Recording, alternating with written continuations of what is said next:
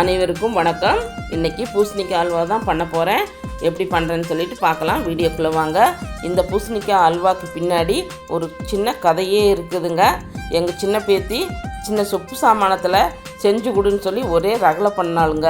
நான் செப்பு பாத்திரத்தில் செஞ்சால் திரும்ப தான் செய்ய முடியும்னு சொல்லிவிட்டு நான் நிஜமாலுமே போய் ஒரு அடுப்பும் ஒரு சட்டியுமே வாங்கிட்டு வந்துட்டு இந்த புள்ள தொந்தரவு தாங்காமல் செய்கிறேங்க. வாங்க பார்க்கலாம்.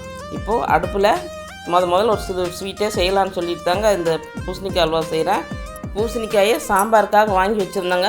சரி அதையே வச்சு வெள்ளை சர்க்கரையும் வீட்டிலையே இருக்குது, சரி செஞ்சிடலான்னு சொல்லிட்டு செஞ்சுட்டேங்க.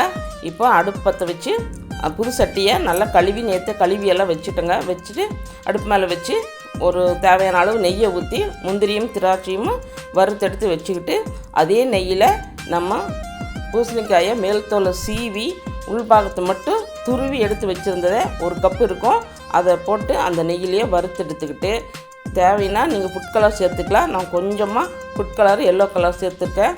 அந்த பூசணிக்காயிலேருந்தே நிறைய தண்ணி விடும். அந்த தண்ணியெல்லாம் ட்ரை ஆக வரையிலும் நம்ம வறுக்கணும்.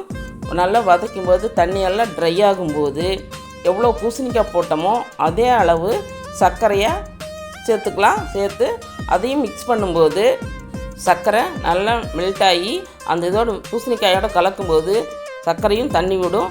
சர்க்கரை தண்ணியெல்லாம் ட்ரை ஆக வரையிலும் நம்ம வதக்கணும். நல்லா வதக்கிட்டு இருக்கும்போது நல்லா சுருளை வெந்துடும். தண்ணியெல்லாம் ட்ரை ஆன பின்னாடி கொஞ்சமாக ஏலக்காய் தூள் கூடையே நம்ம வறுத்து வச்ச முந்திரி திராட்சை கூடையே 2 ஸ்பூனு நெய்யும் விட்டு சட்டியில் ஒட்டாமல் திரண்டு வந்ததுன்னா அல்வா ரெடி ஆயிடுச்சுன்னு நம்ம தெரிஞ்சுக்கலாம்.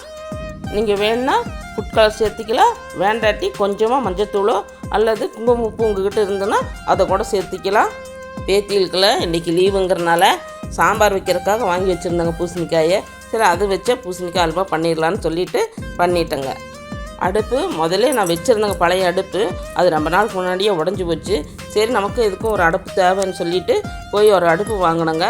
சட்டி இன்னும் ஒரு சின்ன சட்டி இருக்குதுங்க, ஆனாலும் இது கிரேவியெல்லாம் செய்யலாம், கொஞ்சம் 1 கிலோ அளவுக்கு பிடிக்கும், அதனால இதையும் ஒன்று வாங்கிட்டு வந்துட்டேங்க.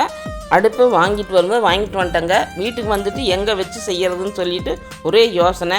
சரி போர்ட்டிக்கோவில் இருக்கிற ரோஸ் செடிகள்லாம் கொஞ்சம் நகர்த்தி வச்சுக்கிட்டு அங்கே அடுப்பை வச்சு ஒரு கோலத்தை போட்டு செட் பண்ணிட்டேங்க. வீட்டுக்குள்ளே கேஸில் செய்யறதை விட அடுப்பில் செய்கிறது, அதாவது விறகு அடுப்பில் செய்கிறது ரொம்ப நல்லா இருக்குது. இந்த ஸ்வீட்டே அவ்வளோ நல்லா இருந்தது.